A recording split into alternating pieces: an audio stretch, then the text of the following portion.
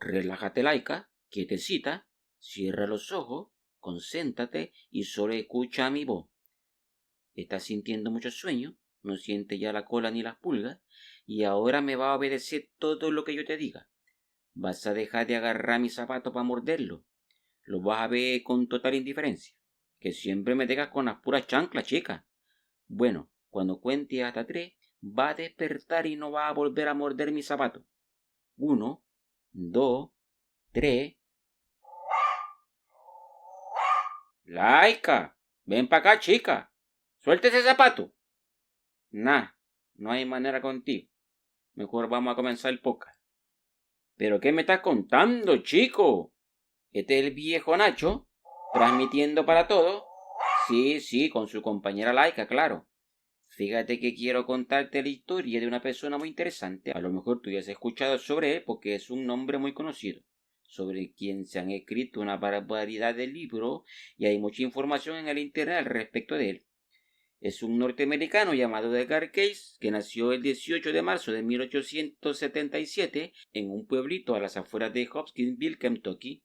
Fíjate que Edgar Cayce nació en una familia muy pobre, que vivía en una zona rural, y era una familia muy religiosa que se reunía con gran fervor, así que el niño se crió en ese ambiente religioso. Pues sucede que el pequeño Edgar le gustaba internarse en el bosque y aparecía contando una historia que le contaba a su abuela y a sus padres, y es que él decía que jugaba con unos niños que solo él miraba. Él le llamaba a la pequeña gente, entonces la abuela le decía, mira, solo tú ves a esos niños, tus demás amiguitos no los ven, pero no creas que estás loco, lo que sucede es que tú tienes habilidades especiales.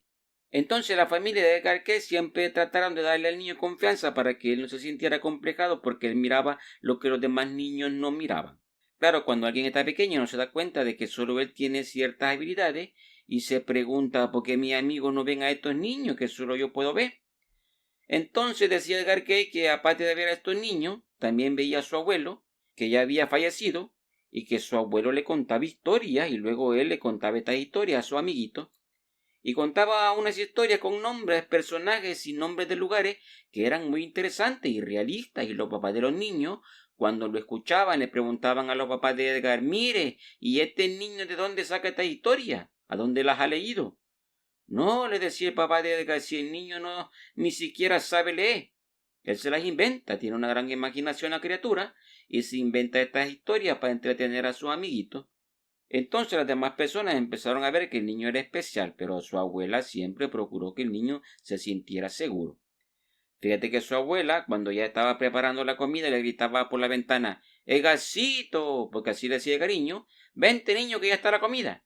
Y Edgarcito estaba ya metido en el bosque y siempre se tardaba en llegar.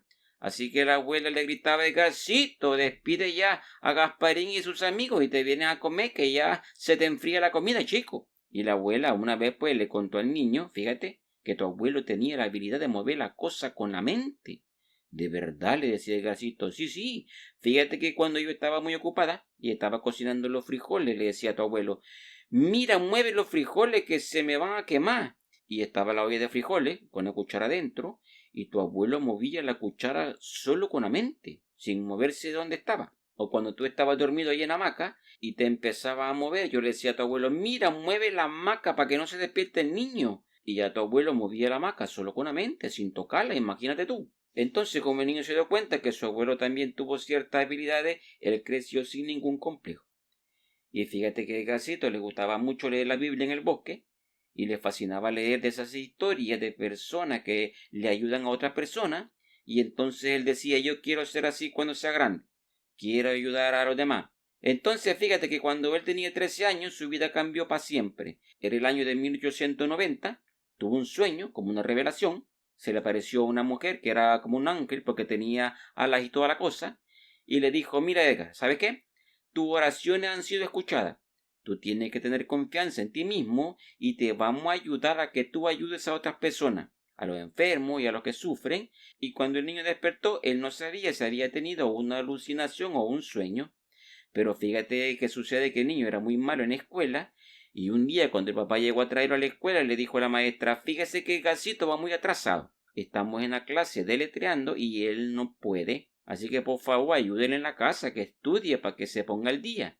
Entonces el papá le dijo a Edgar, mira, hoy todo el día te va a pasar estudiando hasta que te aprendas la lección. ¿Cómo es posible que no sepas deletrear, chico? Llegaron a la casa, lo metió en un cuarto y le dijo, ahí te va a estar todo el día estudiando. Y claro, como el niño era muy obediente, se quedó ahí estudiando, pero de tanto estudiar se cansó y se quedó dormido sobre los libros. Más tarde llegó el papá y lo encontró dormido y le dijo, Edgarcito, ¿qué te pasa, chico? Que te he dejado estudiando y te encuentro dormido.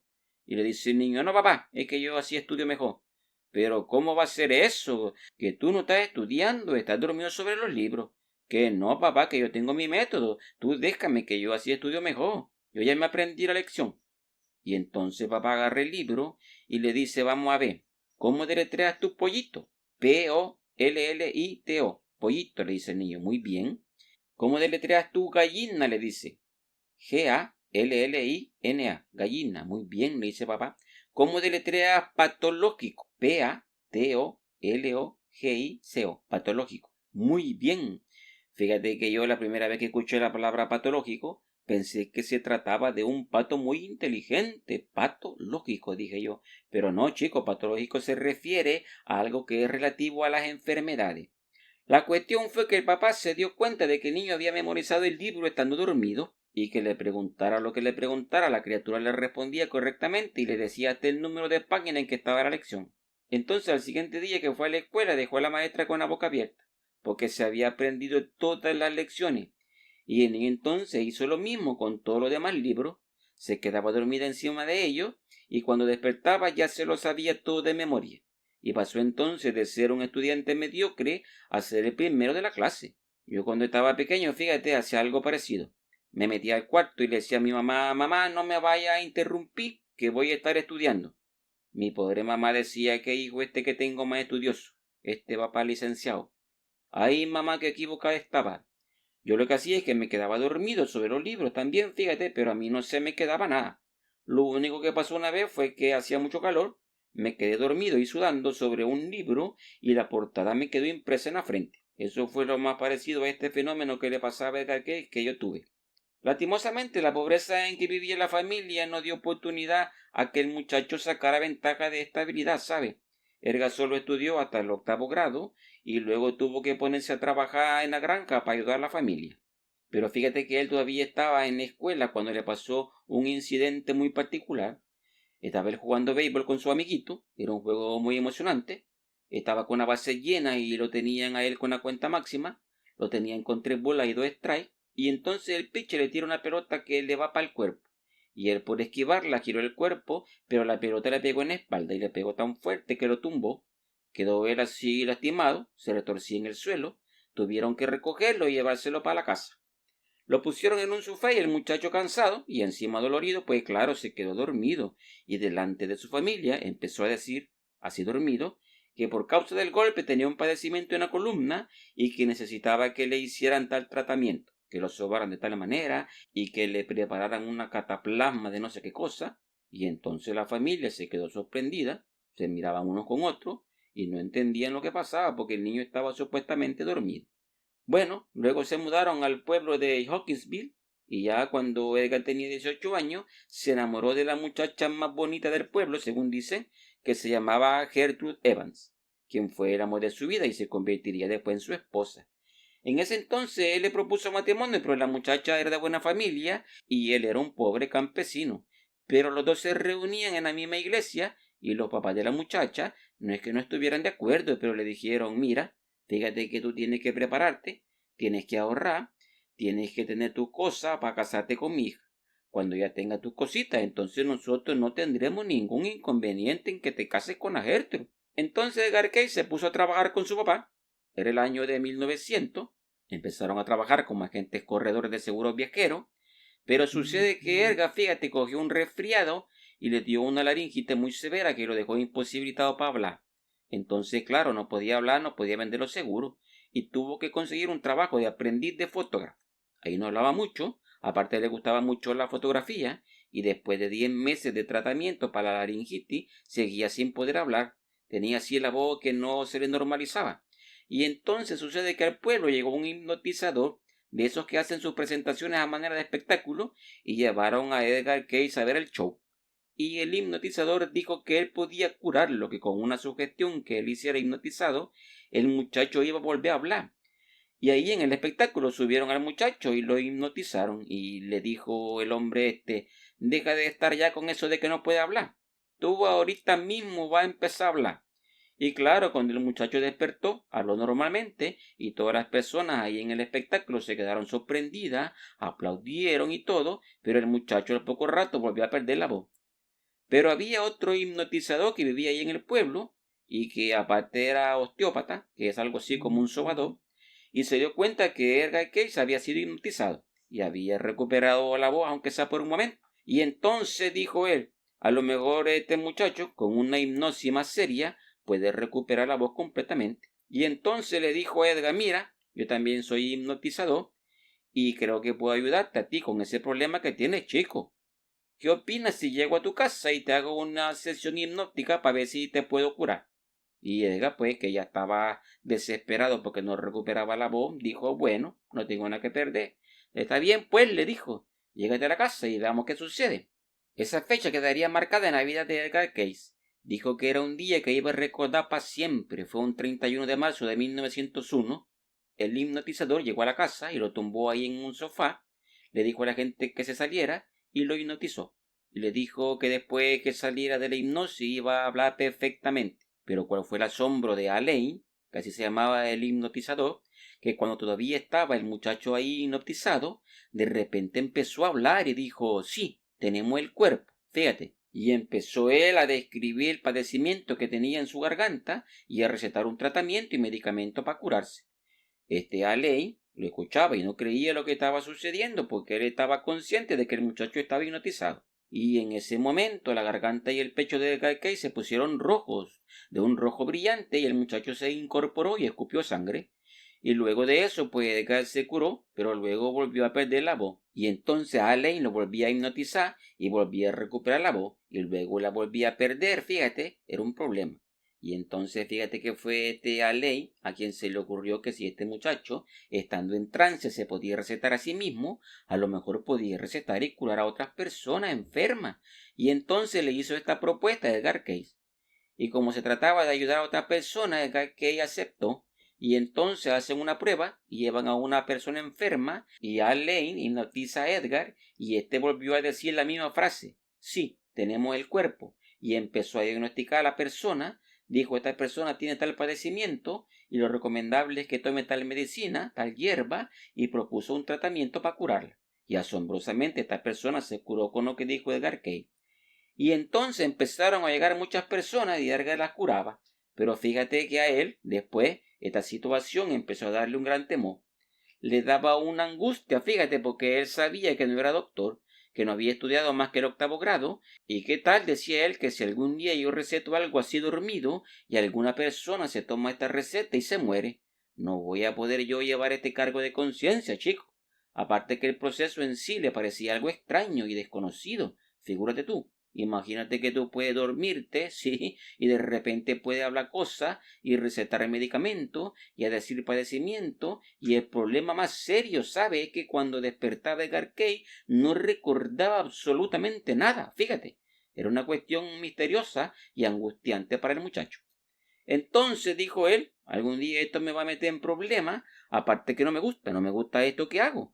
¿De dónde viene esta información? ¿Quiénes son los que hablan realmente? Porque fíjate tú, cuando estaba en trance, lo que él decía era, sí, tenemos el cuerpo. Es decir, que hablaba en tercera persona, pareciendo que eran otras entidades las que en realidad estaban hablando a través de él. Y como él era religioso, pues esto le causaba un gran temor, porque parecía una cuestión como de espiritismo, ¿sabe? Y él no estaba de acuerdo con esas cosas, y eso le incomodaba mucho, más bien le atemorizaba.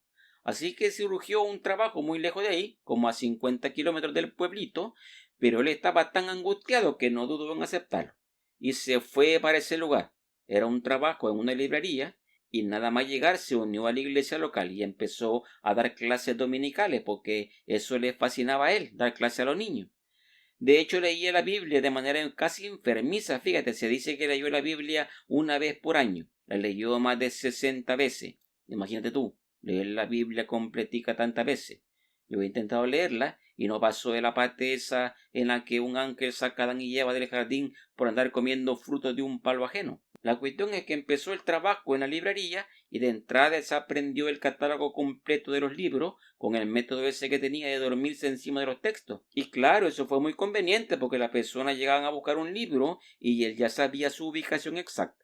Pero además tenía una percepción tan asombrosa que a veces las personas llegaban y él ya sabía el libro que iban a pedir. Imagínate tú.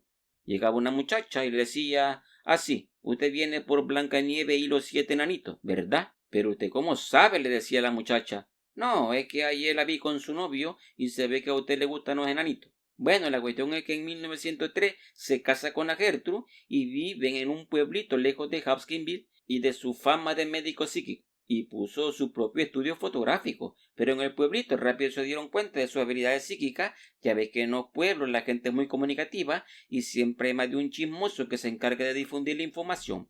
Y le pidieron que hiciera una lectura, a lo que él no pudo negarse, porque si algo tenía el pobre hombre es que no podía decir que no.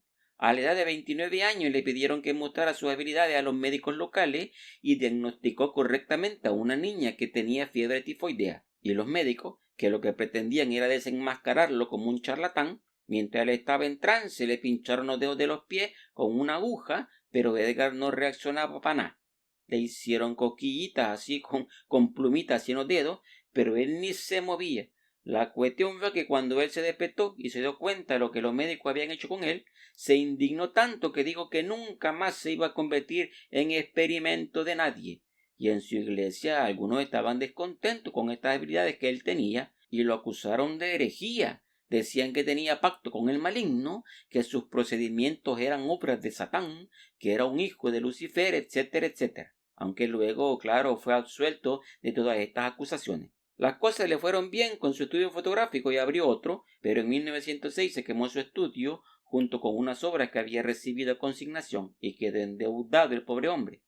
Al siguiente año se quemó su otro estudio fotográfico, imagínate, qué mala suerte. Al final pudo pagar sus deudas y en 1907 nació su primer hijo, pero Edgar se vio obligado a regresar a Hopkinsville con su esposa. Ya estando en el pueblo, su papá le presentó a un homeópata de apellido Ketchup, que más bien era un promotor, sabe, un hombre de negocio. Y entonces este hombre escribió una nota sobre las habilidades de Edgar Cay que se leyó ante la gran sociedad médica de Boston. Y el New York Times, imagínate, en 1910 cubrió la noticia y le dedicó una página completa a Edgar Cay. Imagínate tú, qué suceso es en aquel entonces, chico. El bello durmiente que diagnostica entre ronquidos. Y fíjate que la noticia fue tan sorprendente porque sucede que Edgar Cay, estando en trance, usaba un lenguaje médico y clínico propio de una persona que sabía de medicina y proponía a veces procedimientos que aún no se realizaban en esa época, como la colocación de un clavo para reparar un hueso roto, algo que nunca se había realizado. Claro, luego de eso, Edgar Cay recibió más de 10.000 cartas solicitando sesiones. Fue una cosa increíble. El cartero de la zona estaba indignado, chico. No le bastaba con su carterón para llevar tanta carta. Y todos los días iba arrastrando un saco de cartas para donde Edgar Cay. Era una cosa terrible. Hasta lumbago le dio al pobre hombre. Hasta dinero le metían en las cartas, fíjate. Y entonces Ketchum le ofreció abrir un estudio fotográfico a cambio de que se hiciera cargo de las sesiones. Claro que este hombre estaba viendo la parte económica que podía haber detrás de todo esto, y Edgar Cayce, después de mucho meditarlo, resolvió que sí, que lo haría, pero con unas condiciones. Mira, le dijo, vamos a devolver el dinero que me han enviado en las cartas y lo vamos a aceptar hasta que nosotros les hayamos hecho la lectura y hayamos resuelto sus problemas. Esa es una, y otra es que en las lecturas que yo haga tiene que estar mi papá presente o mi esposa. Aparte de que vamos a contratar a una taquígrafa para que registre todas las sesiones. Entonces Edgar se puso una rutina de 2 sesiones diarias de 45 minutos. Se le daba el nombre de la persona y el lugar en que estaría en el momento de la sesión. Fíjate, estamos hablando de que las lecturas no eran presenciales, sino que eran a distancia. Las personas podían estar a cientos de kilómetros, imagínate, eran unas sesiones telepáticas, una cosa increíble. Claro, de ahí vienen unas anécdotas muy curiosas, que tú ya sabes que yo incorporo cosas cómicas al podcast, pero estas anécdotas que te voy a contar no son inventos míos, chicos, están registradas. Se da el caso de un hombre que tenía que estar en su casa en Nueva York a tal hora, en tal fecha, y Edgar Cay, que estaba a cientos de kilómetros de distancia, empezó su proceso y entró en trance y dice, no tenemos el cuerpo. Y entonces el papá que estaba ahí le dice, ¿cómo que no tenemos el cuerpo? Que no, le dice que la persona a la que vamos a hacer la lectura no está ahí en la casa, chico. Está en una congestión de tráfico metido en un autobús. Porque la mujer lo mandó a última hora a hacer unos mandados y agarró tarde el autobús y todavía no ha llegado a la casa. Ya luego volvieron a hacer la sesión y el hombre ya había llegado y todo el procedimiento se hizo. Luego le llamaron al hombre por teléfono y le dijeron que la sesión se había hecho antes, pero que parecía que él no estaba en la casa. Y efectivamente el hombre confirmó que llegó tarde porque estaba en una congestión de tráfico. Imagínate tú. También se da el caso muy curioso del señor Sims, que llega con su esposa. Ella era la que iba a ser diagnosticada. Y entonces cuando Edgar Cay entra en trance le preguntan, bueno, queremos saber qué es lo que tiene la señora Sims. Y le dice Edgar Cay, ¿cuál de la señora Sims? Pero ¿cómo que cuál señora Sim? Le dice papá. Esta misma que está ahí sentada, le dice. Y le responde Edgar Kay. Es que hay más de una señora Sims. En realidad hay 4, le dice. Bueno, le dice el papá, a lo mejor te has confundido con alguna otra señora, pero diagnostícame esta que está ahí sentada, chico. Bueno, y la consulta se hace normalmente y la señora es diagnosticada y recetada para su padecimiento.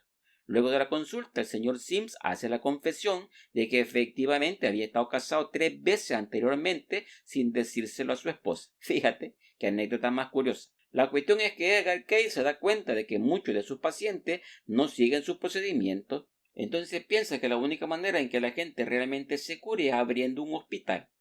Y así, aparte de diagnosticar a la persona y recetarle un medicamento, podría dársele seguimiento al procedimiento hasta lograr la recuperación de las personas. Este sueño del hospital se convierte en su prioridad y le consume mucho tiempo y energía. En 1911 nace su segundo hijo, pero se enferma y muere a los 2 meses, incluso siguiendo los procedimientos que recetó estando bajo hipnosis. Esto le provocó una gran crisis a él y a su esposa, quien se enfermó después de la muerte del niño. Pero Edgar Cay logró curarla, incluso cuando ya estaba desahuciada por los médicos. Luego de estos acontecimientos viene un suceso que es muy decepcionante para Edgar Cayce, y es la traición de su padre y de Kepchu. Y es que fíjate que estos dos inescrupulosos empiezan a meter, entre sesión y sesión, preguntas acerca del mercado de valores, de las carreras de caballo y sobre los números de la lotería. Imagínate tú. Y claro, cuando Edgar se dio cuenta de esto, se enojó de una manera tan grande que rompió toda relación que tenía con ellos. Pandilla de haraganes, dijo, busquen trabajo y dejan de buscar hacer dinero con mis poderes psicodélicos. Y se enojó tanto que se fue del pueblo y dijo que ella no iba a volver a hacer ninguna sesión hipnótica. Se mudó a Selma, Alabama, y ahí abrió otro estudio fotográfico. Y su hijo de 6 años, fíjate, jugando con unos productos químicos para revelar fotografía, se quemó los ojos y los médicos le dijeron que muy seguramente su hijo iba a quedar ciego. Entonces, a raíz de esto, Edgar Cay vuelve de nuevo a hacer su famoso rito de hipnosis para ver si podía evitar que su hijo quedara ciego. Y efectivamente recetó un tratamiento para el niño y el niño se curó. En 1918 nace otro hijo de Edgar Cayce. En la Segunda Guerra Mundial, Edgar Cayce ayudó a muchas personas a recuperarse de sus heridas y también a decirle a los padres de los soldados que andaban en combate si sus hijos seguían vivos y a dónde estaban, porque muchos de ellos pues estaban perdidos. Luego, fíjate, una persona que había vuelto de la guerra y había sido amigo de él, le hace una proposición, le dice, mira Edgar, ¿por qué no vamos a buscar petróleo, chico? Y con lo que hagamos de dinero, pues construye ese hospital que quiere. Y es que fíjate que Edgar, estando en trance, podía hacer también ubicaciones geológicas, fíjate. Las personas frecuentemente llegaban a preguntarle cuál era el lugar más idóneo para hacer un pozo, para sacar agua. Y él decía el lugar exacto en que debían escarbar. Agarrabas a la derecha por el palo de mango, les decía, avanzas 30 metros, y cuando llegas al palo de aguacate, giras a la izquierda y avanzas otros 50 metros. Justo ahí vas a ver un rótulo que dice buena zona para construir un pozo. Pues ahí mismo, chicos, ahí empiezas a escarbar. Bueno, por eso este amigo le dice que busquen petróleo. Y Edgar al principio dudaba porque a él eso de hacer dinero a costa de sus habilidades psíquicas, pues no le gustaba mucho. Pero con aquello de que con el hospital podía ayudar a otras personas, se decide. Y le dice el amigo, vámonos para Texas, chicos, que ahí el petróleo está a flor de tierra, le dice. Que los perros escarban para enterrar un hueso y salen volando con el chorro de petróleo que sale, chico. Y mira lo que son las cosas, como que el destino ya tenía programado que Edgar dinero no iba a ser, chico. porque buscaron y buscaron y no encontraron el petróleo. En 1923 Edgar Cayce se convierte en psíquico a tiempo completo y contrata a Gladys Davis, una joven taquígrafa que registró toda su lectura, y es gracias a ella que está toda la información registrada de lo que hizo Edgar Cayce estando bajo hipnosis. Fíjate que fue durante este periodo en el que se dio un cambio en la información que proporcionaba Edgar Cayce estando bajo hipnosis. Y es que durante una sesión, un inversionista le hace una pregunta sobre metafísica profunda. Le pregunta sobre la naturaleza del alma humana. Y Edgar empezó a hablar sobre la vida pasada de todos los que estaban en la sala durante esa sesión. Le dice a uno de ellos: mira, esa manía que tienes tú de andar recortándolo todo, que andas ahí con las tijeras en la mano, es porque en otra vida tú fuiste peluquero.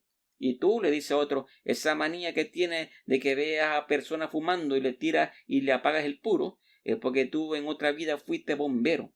Y tú, le dice a otro, esa debilidad que tienes, que casi siempre la logras vencer, pero que siempre sientes esa necesidad de aprovecharte de los demás y de robarles lo poco que tienen, es porque en otra vida tú fuiste político. Y claro, esta cuestión desconcertó completamente a Edgar Cayce porque él era cristiano y no creía en esto de la reencarnación. Y entonces, a raíz de esto, Edgar tuvo que replantearse la escritura bíblica y trató de verla bajo un nuevo enfoque. Además, se puso a estudiar otras religiones del mundo e hizo sesiones para todos sus familiares y se dio cuenta que todos habían tenido vidas pasadas, chicos. En 1925 aparece un nuevo inversionista, Morton Blumenthal, quien financia su hospital y le compró una casa a Cayce en Virginia Beach. En 1928 se abre su hospital. Cayce había llegado a aceptar que le hicieran preguntas sobre finanzas y el 6 de abril de 1929 Blumenthal le pregunta sobre el pujante mercado de valores, a lo que Edgar le responde: mira, hermano, si tienes una cuentica en el banco, pues saca ahorita mismo tu dinero porque esto se va a poner color de hormiga. Vendrá un momento en que habrá un pánico en los centros financieros, le dice, y 6 meses después se desplomó la bolsa de valores y comenzó la Gran Depresión. Y el hospital tristemente cerró en 1931 en plena depresión, lo cual afectó mucho a Cayce y llegó a decir que fue el momento más triste de su vida. En ese mismo año también fundó la Asociación para la Investigación y la Iluminación, dedicada a formar grupos de estudio sobre lecturas metafísicas, porque esto ya se había vuelto muy interesante para él. También hay que decir que en la vida de Edgar Cayce hubo acontecimientos que fueron vergonzosos y comprometedores. Una vez se presentaron dos mujeres que le dijeron que querían hacer una lectura porque se sentían mal. Y claro, Edgar pues les hizo la sesión. Y cuando estaba empezando a entrar en trance, las mujeres le dicen: señor, despierte, despierte, que nosotros somos policía y lo vamos a llevar detenido porque usted es un adivinador. Y es que la fama de Cayce había crecido tanto que había mucha gente empecinada en demostrar que era un farsante. Se lo llevaron preso y fue un gran escándalo, pero no hubo mucho de qué acusarlo, así que lo tuvieron que dejar libre. Y en 1935 en Detroit fue detenido por practicar la medicina sin licencia, lo cual era cierto, pues, pero también logró librarse de esa acusación. Él era consciente de que no era doctor y lo que tenía era una debilidad para ayudar a las personas, y no tenía ni idea de cómo lo hacía, y esas habilidades que él tenía no había forma de explicarlas. Él decía que la información que obtenía provenía del subconsciente de los individuos para quienes hacía la lectura y de los registros akáshicos. Fíjate, qué cosa más curiosa, que decía él que era una fuente de conocimiento que abarcaba todos los registros presentes, pasados y futuros de la humanidad entera. Imagínate tú. Decía que toda la información de la humanidad estaba en el éter y estaba convencido que el futuro se podía cambiar. Él hizo un montón de profecías. Bueno, no sé si se puede llamar profecía, porque una persona que está dormida y dice cosas, no sé si se puede considerar un profeta. Habló del hundimiento de Japón en el océano, que parte de la costa de Nueva York desaparecería hundida en el mar, también el sur de California y Georgia. Estos son acontecimientos que aún no han ocurrido y que no sabemos si van a ocurrir, pero que forman parte de las predicciones que quedaron registradas en base a sus lecturas. El hombre que asimismo se había aconsejado dar solo 2 sesiones diarias terminó sus últimos días dando hasta 6 sesiones, lo cual le suponía un desgaste físico importante que mermó su salud, chico. Y el 3 de enero de 1945, a los 67 años, murió Edgar Cayce. 3 meses después, Gertrude, su esposa, también murió. sus familiares dijeron que luego de la muerte de su esposo la mujer perdió todas las ganas de vivir. Bueno, y entonces ahora paso a contarte unas conclusiones que he sacado yo al respecto de la vida de Edgar Cayce. Las lecturas de Edgar Cayce constituyen el más grande registro de material psíquico proveniente de una sola persona que existe en el mundo y abarca una inmensa cantidad de temas. El legado de Edgar Cayce se sigue difundiendo por medio de la asociación que él fundó en 1931. Si nos detenemos a ver en la persona de Edgar Cayce solo el aspecto místico, misterioso y esotérico de sus capacidades, entonces nos perdemos de la importancia de la vida de esta persona por el paso de este mundo, ya que nos abrió una puerta para replantearnos la pregunta que nos han inquietado desde siempre como seres humanos. ¿Quiénes somos? ¿De qué estamos hechos? ¿Cómo funcionamos en nuestros niveles más elementales? No se puede considerar a Cayce ni profeta, ni pronosticador, ni vidente, ya que él no era consciente de las cosas que hacía estando en estado hipnótico. Él simplemente era un medio de acceso a un tipo de información universal.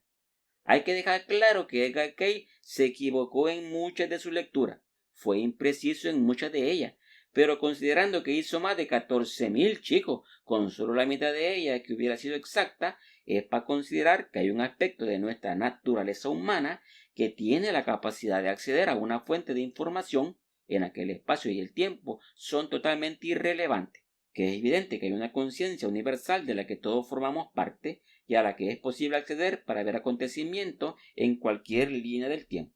Ese aspecto es más importante que cualquier predicción que Edgar Cayce haya podido hacer respecto al futuro, porque nos dice mucho de nuestra naturaleza como ser humano, más allá de las superfluas incertidumbres que podamos tener sobre el pasado y el futuro. El legado de Edgar Cayce no es lo que nos dijo sobre el pasado ni lo que pronosticó sobre el futuro. Su legado más importante es la reflexión que provocan sus capacidades sobre el conocimiento de nosotros mismos como seres humanos y nuestra conexión con el universo. Bueno, con esto doy por finalizado el podcast. Espero que te haya gustado. Y si no te gustó, pues no me vayas a hacer mala propaganda, chico. Este ha sido el viejo Nacho y su compañera Laika transmitiendo para todos ustedes y recordándole que si se van a reír, que sea en serio. Y pórtense bien, porque siempre es más barato.